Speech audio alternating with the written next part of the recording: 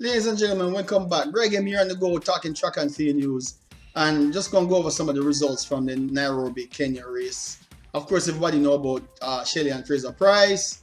Elaine Thompson ran a meet down in Jamaica, Jubilee meet, her first 200 opener.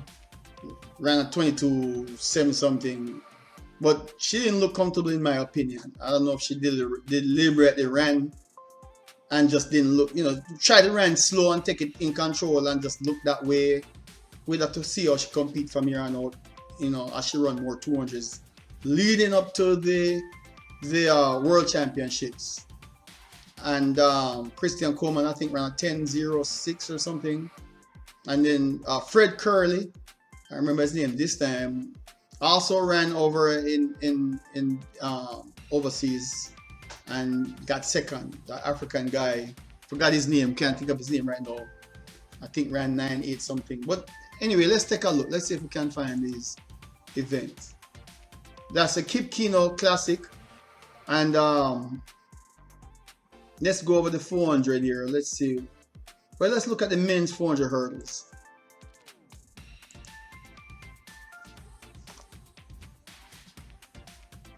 So the men's 400 hurdles, it was all Kenyans. 50.10 was the top time, then 50.62. Wiseman and Williams from Kenya. So that's so. They have some work to do. I'll get this thing here.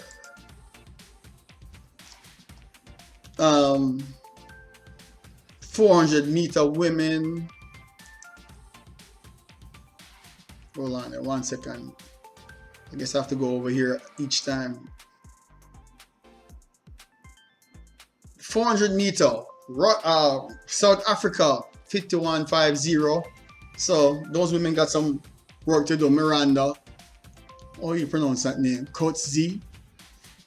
That was a personal best for her too. But look at the world record up here. If you can see my little pointer. 47.60, Marita Coke. She ran that in 1985. I think Mo can break that world record if the coach prepares her for it, because they seem like they're preparing her more for the 800. I hope this young lady get more chances to tackle the 400, because I think she can break that world record, and she's still young. All right, let's see what else we can look at here.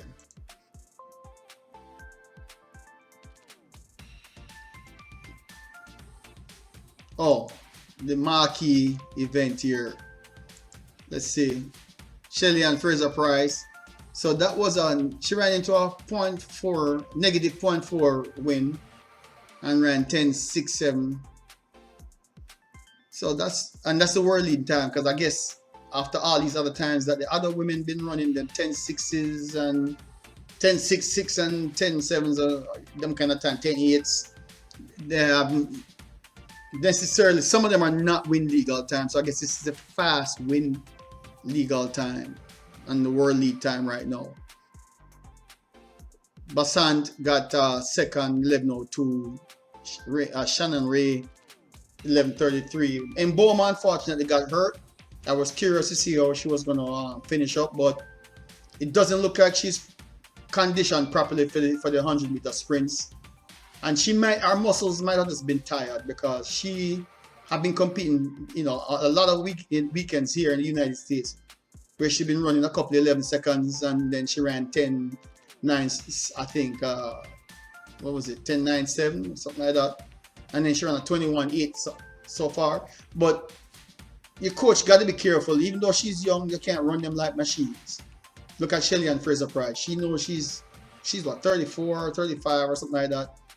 But she's not competing weekend after weekend. She's, very selective. She's working on all the different phases during her week, training hard, and probably being selective on how hard she pushed through the week also. And she definitely don't want to be competing weekend after weekend, because running the 100 meters is a very tasking, and very, very, very hard on the body, because you're trying to run fast on a consistent basis. And when you get to World Championships, you have to run heats semi-final and finals. And if you come into this meet reaching your peak too early or you're too tired, you might run the risk of injury. And coaches got to get better of how they prepare the young athletes as well as the more mature, older elite athletes that are still trying to close out their career before they retire. And you have to be smart about that. No matter how good you are, how talented you are, the coach got to know there's a limitation to everyone. You will get burnt out if you don't have proper recovery and rest before competition and not properly prepared the week leading up. You're working out hard leading up to run a fast race with elite athletes. You know, you could run the risk of being too tired for the event and not perform at your best, or worse, get injured. So there you go. That's 100. And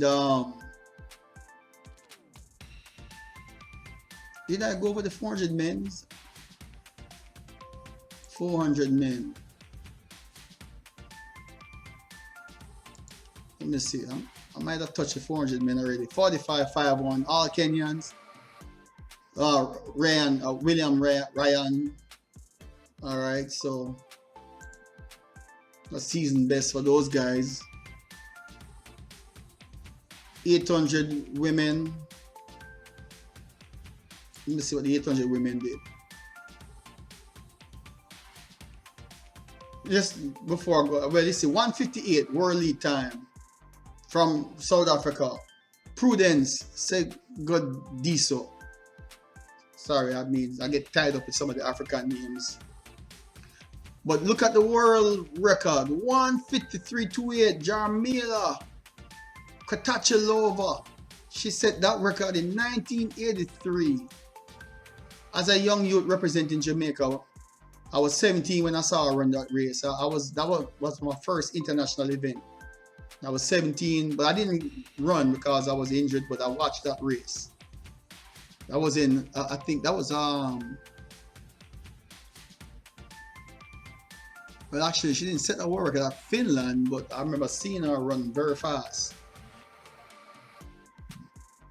But this is at Munchen. But anyway, we'll move on. World lead time 158.60. That's 1992, Cuba. But anyway, but look at this 158.41. This is the world lead time. Anyway, let's go down here. Kenya ran 159, then 2 minute flat, basically Kenya right here. So not bad. That thing moved. Probably going to tear up that 800 meter too. That's my new favorite athlete to watch for those events.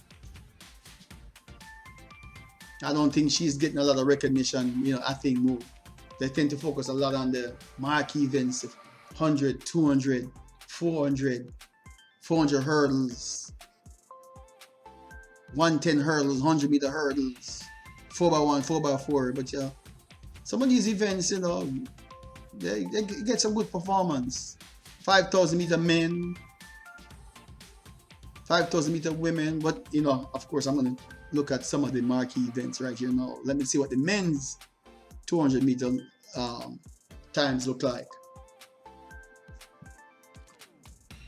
And as you can see, it was a little bit winded, 2.1, positive 2.1 meters per second winded. Aaron Brown from Canada, 20.05. He has some work to do to catch up to Area Knight. Kyrie King, USA, 20.18. I remember Makwala Isaac. Botswana.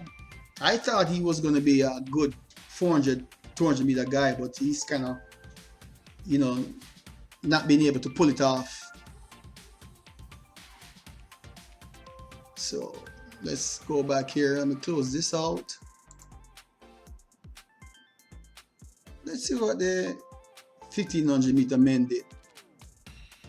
Let's take a look at this. 1500 men. Oh, come on, computer. 331. That's the world lead. The world record up here. 326. 1998 that was set. This guy ran Kipsan, Abel Kipsan, 331 world lead, 335, 336, all Kenyans.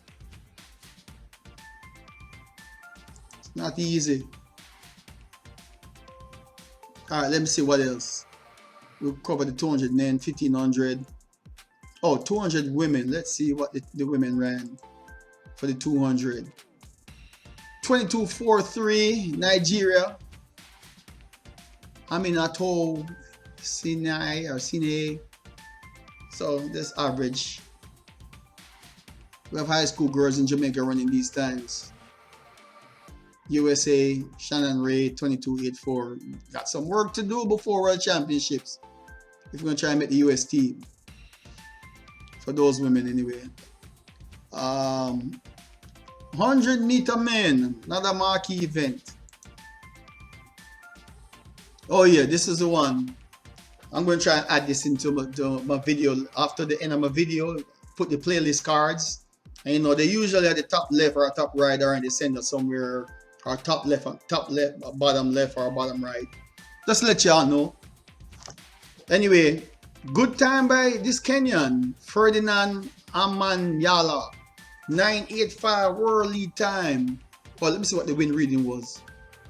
Just right legal. He just pushed it a little bit. Got positive 2.0, but that's legal. Anything over that would be win aided. Fred Curley, 9.92. Fred Curley is not running bad. I saw the race, and you know, it looked like he kind of was trying. When the guy started pulling away from Kenya, he tried to go with him, but then you know realized that the guy was moving away and just didn't bother try to overreach and strain himself and pick up an injury. You know, he got a long season. He just gradually work and build up to that level. But 9.92 is not bad. And then, of course, Isaiah Young, 10.13. That's average. Nowadays, 10.13. If you're not running 9.90 and under, you know, your chances to be in the top 5 slim. Those are high school times now. Some high school guys running faster than that. So I'll try to put the video links in here. I just want to go over some results of some of the international races. And of course, you know, you have the college meets. I'll probably try to cover some college results to see what kind of outstanding performance was happened over the weekend for college. Of course, everybody can find these videos and results themselves, but this is what I am covering. I won't be running any more videos where I you know, show other people's videos anymore because, you know, YouTube is very strict. As I'll pick up some copyrights issues and but what I'll be doing, there's no issue in posting the links or the playlists of other people's videos. So that's how I'll do it for y'all to see what's going on. But I will make commentaries on the videos, and when I get to some of these meets, I don't travel around, so I rely on watching these videos. So, but I can cover the results as the news information come out in news clips, online news clips, and so forth. But videos, I'll just post the link in my video near the end, so you'll see it pop up. You want to see the video, just click on it. For those of you who don't go around looking for videos and rely on guys like us, like me, to show you track and field information. But I'll not just be doing it to show videos, but to critique, give my input, what I think's going on, you know, look at methodologies and biomechanics and discuss training, track and field training types and all that kind of stuff. So anyway, that's it. I was trying not to go long with the video, but that's it for now. So that was on this past yesterday, actually, Kip Keino Classic 2022.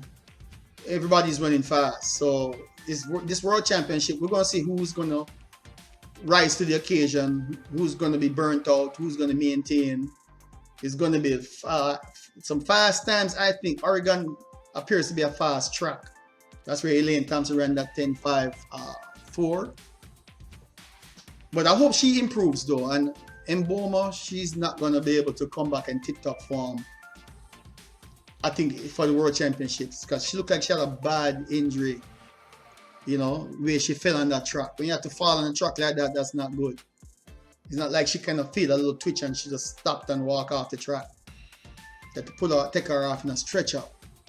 So, of course, there's the controversy and all that. Everybody was looking forward to see how she's going to perform because they believe she has an unfair advantage with elevated testosterone levels. But I'm mixed with it because until she comes out and run like 10.3 or 21 seconds flat at 18 or 20.9, she's running realistic times right now that's comparable to what I guess other women that so-called doesn't have elevated testosterone levels are running. But she's just running a little bit fast, you know, for her age. But Area Knight is running fast and nobody is suspecting him of anything. So, and I don't think he is. I think he's just talented like a Usain Bolt. And she's, you know, Mboma's already stepped down from running the 400 because they said she was too good for that event and unfair advantage for that. And then I guess the sports governing bodies are watching that. But just my little rant and take on that. Stay tuned. I'll have more information as far when I come across it. And if I deemed it necessary, I'll do another video. All right. So just keep looking for my videos. Hey, please help me like and subscribe so I can get circulated more due to the YouTube algorithms. I'm trying to get my videos on my take on track and field out there a little bit more so we can have more discussions and promote track and field because I love track and field. All right. In my time, it wasn't that promoted, and now we have the technology to help promote this through YouTubes and other means. Track and field is a great sport like any other sport. All right, so that's it. I'm out. Next time.